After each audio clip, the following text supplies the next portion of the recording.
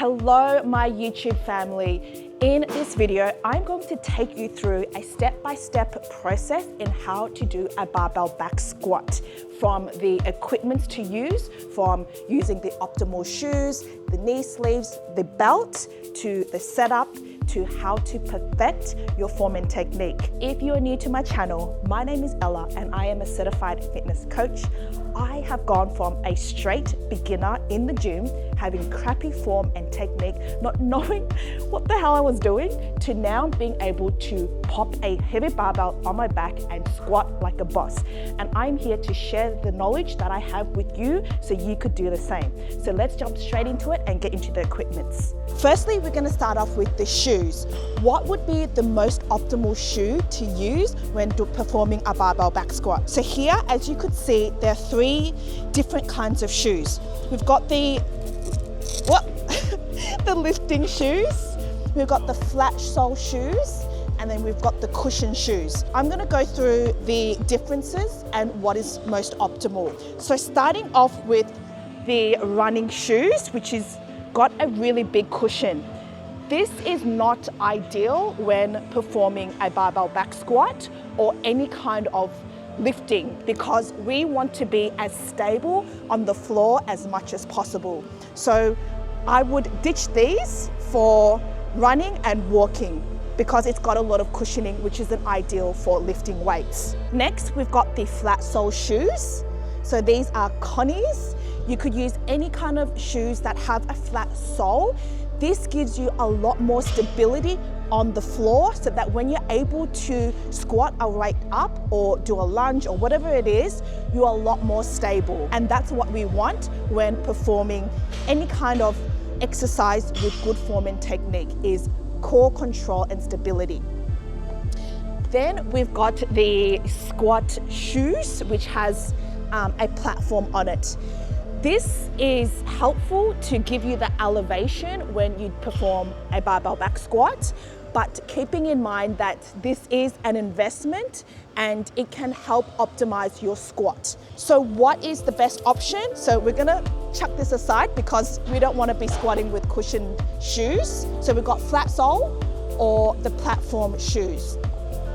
Personally, I have squatted with both versions, with a flat foot as well as having that elevation.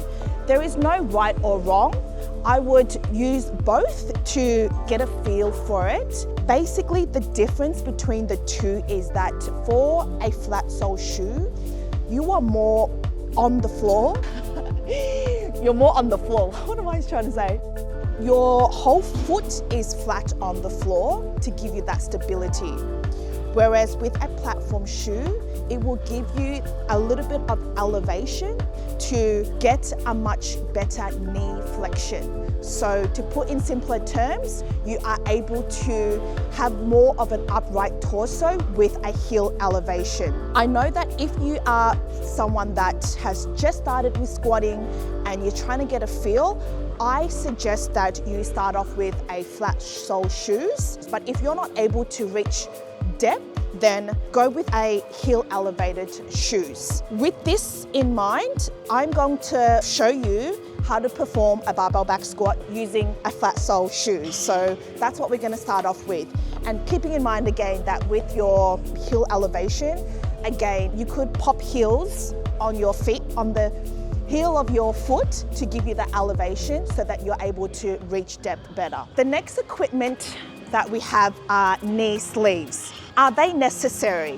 When it comes to knee sleeves, the purpose of these is to give warmth in your knee joints. When you pop the knee sleeves on, you sort of warm up your knees to bounce back up when you're in a squat. It is not necessary because, again, it is an investment, and if you are to get knee sleeves, I suggest investing in good quality. So I have these from SBDs, which is an Australian, I'm from Australia, so I'm sure you could find great knee sleeves out there, but I would opt for quality equipment, especially if you want to perform your squats or any kind of lunge squat variation with good form and technique. technique. So don't skimp out on cheap quality, get really good quality because they could last you for years. So knee sleeves, basically they warm up the joints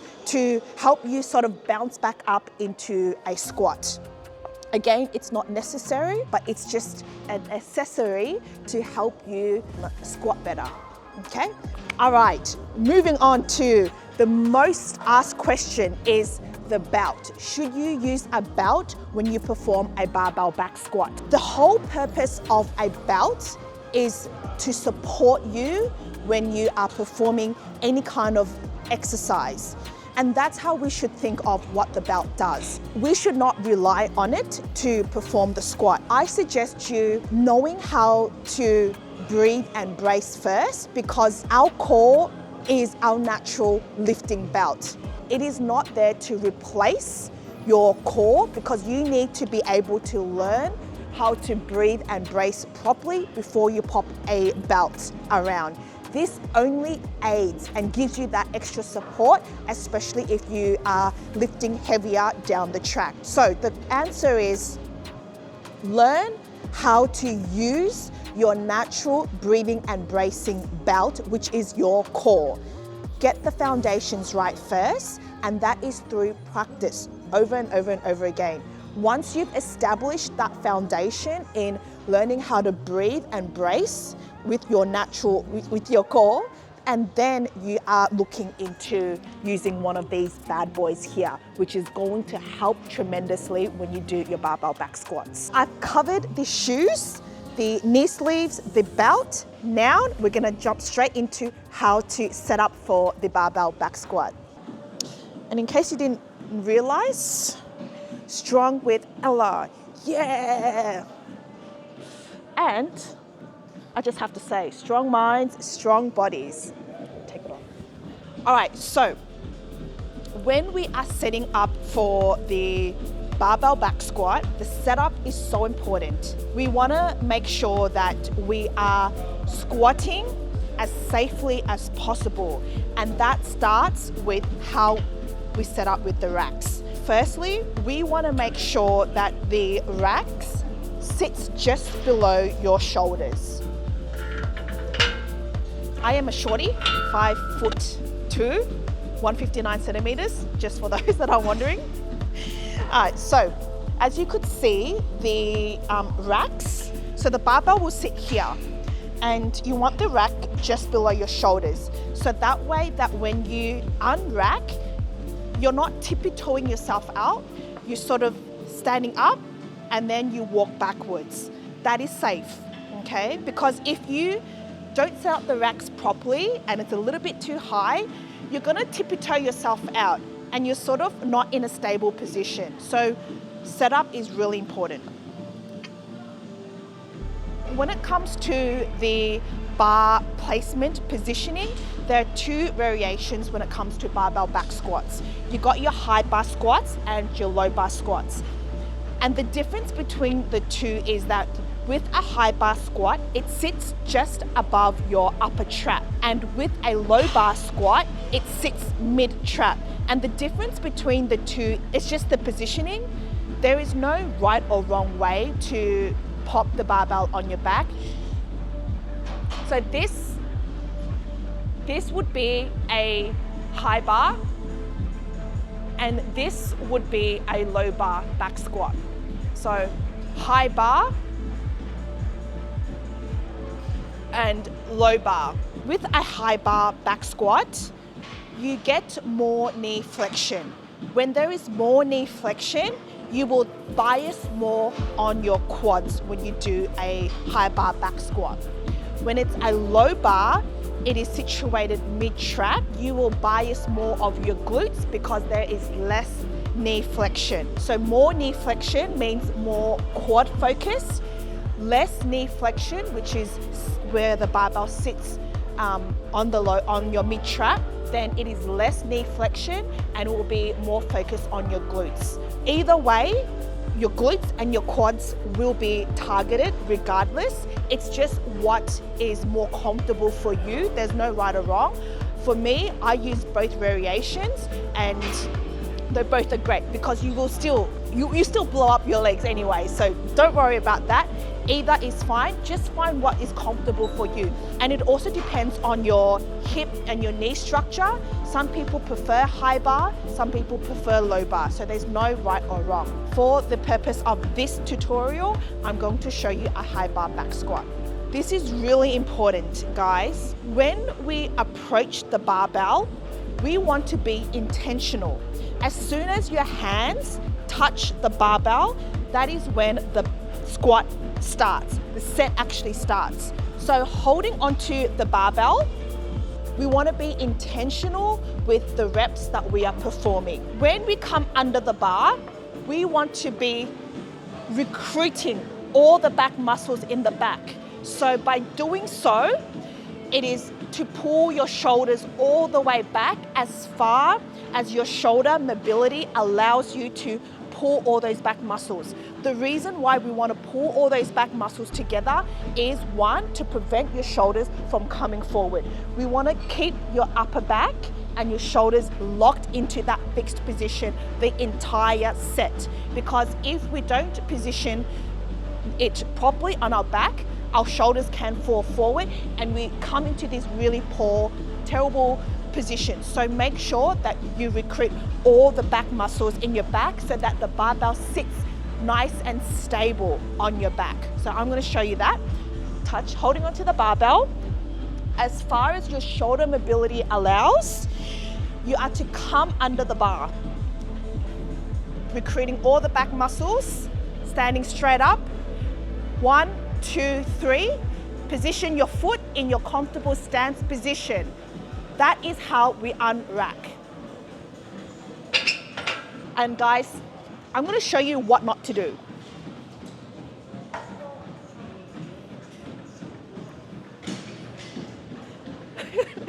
We are not doing that. We are not taking 10 steps back. That is not ideal. We want to be taking minimal steps to save our energy for the actual lift itself. Of course, you could lift this with the barbell, but it is not ideal. So only a couple steps back. All right, the next thing that we are going to talk about when it comes to squatting as safely as possible is the breathing and bracing. This is probably by far the most important thing when it comes to executing your squat form, is to know how to breathe and brace. When you know how to breathe and brace properly, it is going to be the biggest game changer to your squat form and how you are able to build up the confidence when you do your barbell back squat. So let's jump straight into how do you breathe and brace. Breathing and bracing are two different things. So when it comes to the breathing, we want to be breathing into your abdominal muscles. When we breathe, we generally breathe through, we breathe into our chest and out. But when it comes to not just the barbell back squats, but the exercises that you do, your deadlifts, your RDLs, your hip thrusts, any kind of exercises, we want to be breathing into your abdominal muscles to create the pressure in your core, because we want to create that rock hard solid core to be able to squat the barbell safely. Also because that is your natural lifting belt. So breathing into your ab muscles, really increasing that pressure. Because if we don't increase that pressure, you will have the chance of hurting your lower back. So we want to increase the pressure to make our spine super stable. When your spine is super stable, by getting rid of all of the air or making that rock, that way it's just going to feel so much better. So that is first, breathing. Second is the bracing. How I like to think of bracing is, imagine someone that you hate is gonna run up to you and punch you in the stomach. So what are you gonna do? You're gonna brace as hard as you possibly can. So that is how you breathe and brace. When it comes to breathing and bracing, It's probably going to feel a little bit weird, especially if you've just started lifting weights or you're new to squatting. It is a skill to master on how to breathe and brace. And the more that you put this breathing and bracing into practice, and you are only going to get better at this skill, your squats are going to improve. And then once you've established this breathing and bracing, that is when you are able to pop a belt. If you don't have this foundation and you're relying on the belt, then it's not going to be an effective squat. So make sure you continue practicing this breathing and bracing. Even if it is the barbell itself, even when you are doing your warm-up sets, no matter what the weight is on the barbell, we want to be practicing breathing and bracing. I see it as every single rep, you get the opportunity to practice this, so why not do it? I know it sounds excessive and that you probably don't need to when you're doing a lighter weight, but guys, get into the practice of breathing and bracing, because when you do this from the get-go, you are only going to get better and you are only going to keep on improving and being able to squat some heavy ass weights. So let's get straight into it. So now I'm going to show you how to perfect the squat form. So coming under the bar, recruiting all the back muscles up and a couple steps back. So how we want to perform this squat is that we want to be breaking at the hips and the knees at the same time, driving your knees out as we come down. So when we come down in a squat, we want it to be controlled as much as possible, okay? Breaking at the knees and hips, and making sure that the knees and hips are at least parallel to the ground, and then driving your foot up and out. So when we do the squat, the most common thing that I see people make is that they just drop down in a squat. I encourage you to not just drop down in a squat, regardless of what the weight is. We want to make sure that we are descending down in a controlled manner. It will give you the opportunity to work on your mind to muscle connection, and it will give you the opportunity to visualize the form and technique. So always take your time and be intentional. If there's one thing to take away from this video, is to be intentional with every single rep that you do. Because when you are intentional, you're keeping that focus, it is going to help you build a much better mind to muscle connection, and you are able to visualize the form and technique. So coming down into that squat, you want to make sure that your knees and your hips are at least parallel to the floor. You want to drive your knee, drive through your feet up in a squat, okay? And another thing to also note is that when you perform the squat, after the rep, please don't rush into it. Reset yourself and then go again. Make sure that the barbell is stable on your back, and then when you're ready, breathe and brace and then perform the rep. Please take your time. Do not rush your sets. The more you take your time, you focus and visualize the form and technique prior to the rep itself, you are going to put yourself in a far better position to safely and optimally perform the barbell back squat. All right, so I'm just gonna pop some weight on just to give myself some resistance. When you pop on some weights, that's gonna feel a little bit different with doing the barbell itself. And I really have to say this again, there's so many takeaways from this video, is that every single rep that you do, regardless of the barbell with plates, your warm-up sets, you want to treat the barbell with respect. Treat it as if you are lifting your heaviest weight possible every single rep. Visualize the form and technique every single rep. And then once you get to your working set, it's like, oh, it's gonna be so much easier. So I'm gonna perform a squat with weights on.